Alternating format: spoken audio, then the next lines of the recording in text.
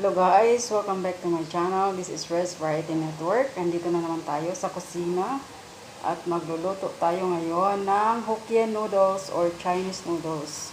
So let's get started.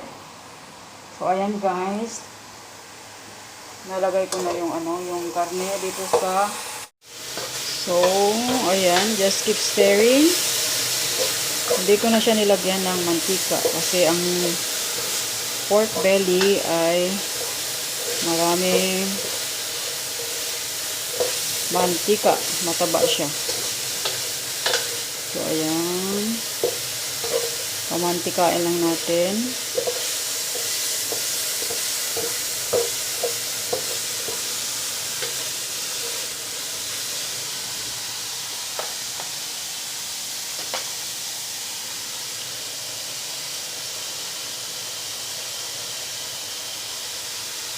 Lagyan natin ng konting mantika para maano siya. Lalabas yung mantika ng baboy.